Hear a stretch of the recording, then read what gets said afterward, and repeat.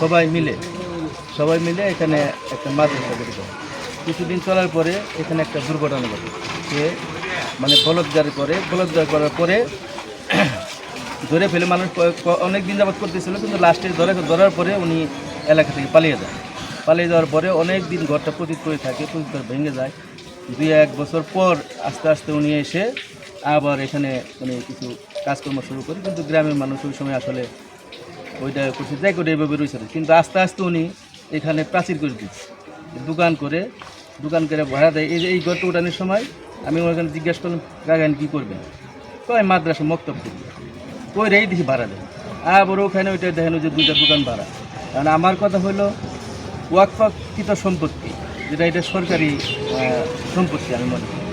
এখন সেইটা ব্যক্তি একা বুক করে খাবে, এটা আসলে আমরা চাই না। এই জন্য প্রশাসন এবং বাংলাদেশ আইনে যা হয় আমরা এই মাদ্রাসার জমিতে ওয়াকফ জমিতে উদ্ধার করতে চাই। এটা আপনারা সবাই সহযোগিতা করবেন। জায়গায় এটা মাদ্রাসার কাজ চলবে, এটাই হলো আমাদের আশা। এই যে তানমিয়া মোহাম্মদ আলীরে মনে করে দেখাশোনা করবার নিকে হ্যাঁ এখন নিজে দখল করে খাইতেছে। গ্রামবাসী এই হুমকি টুমকি দিয়া বাসী হিসাবে আমাদের চাওয়া এটা পুনরায় আবার উদ্ধার করে সেই মাদ্রাসা তৈরি করা হোক। তার কাছ থেকে ভাড়া নিয়েছেন? চান মিয়া। আচ্ছা, আপনার নামটা কি? চান মিয়ার কাছে কিভাবে এটা ভাড়া নিলেন? কত টাকা অ্যাডভান্স দিয়েছিলেন? আর ভাড়া কত মাসে? 2000। ও তাই, আচ্ছা। 2000 টাকা মাস ভাড়া দিয়ে নিছি। সিকিউরিটি দিয়েছেন কত? অল্প 5000 টাকা। কার কাছ থেকে নিয়েছেন? চাননি 3 নম্বর ওয়ার্ড। হ্যাঁ, 3 নম্বর ওয়ার্ড আমি পোস্টে নাই, আমি 3 নম্বর ওয়ার্ডের একমাত্র স্থানীয় রূপন আর কি। স্থানীয় স্থানীয় রুকনের দায়িত্ব পালন করছেন? হ্যাঁ, রূপন তো 3 নম্বর মহিলাদের দায়িত্ব পালন করে রূপনের দায়িত্ব। বর্তমানে উনি ওয়াকফ ওর অন্য কারোর কোনো দাবি নাই।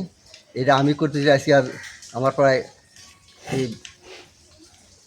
82 সন থেকে শুরু করে এই পর্যন্ত আমার নামে বহু মামলা হয়েছে। এই গ্রামের মানুষে মিলা করছে, খ্রিস্টান সংযোগ সাধছে।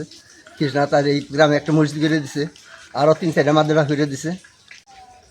নভেম্বর দিকেও এরা কিছু জায়গা দখল করে নিয়ে আর দোকান করছে, এরা নিতে দিচ্ছে। আমি আপাতত কিছু করার রাখার জন্য মানে আমার করায়ত্তে রাখার জন্য চেষ্টা করতেছি। এরা দোকান বাবুড়ি এটা কিছুই না। এখন আমি আরও ভালোভাবে করার জন্য টাকা পয়সার দরকার আছে, এই জন্য উপরে মাদ্রাসা করুন।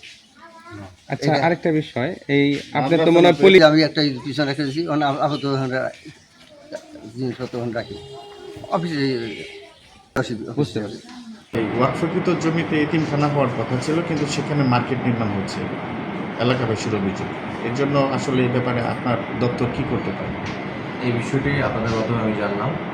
যদি ওয়াকফকৃত জমিতে যদি এরকম মার্কেট নির্মাণ হয়ে থাকে, আমরা অবশ্যই আমাদের ব্যবস্থা গ্রহণ করবো। আমাদের উপজেলা রাজস্ব প্রশাসন এবং উপজেলা প্রশাসনের তদন্তের ভিত্তিতে আমরা অবশ্যই অভিযুক্তকে আইনের আওতায় আনবো এবং প্রয়োজনীয় ব্যবস্থা গ্রহণ করব।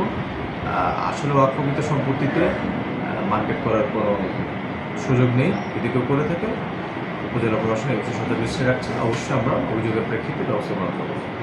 ধন্যবাদ।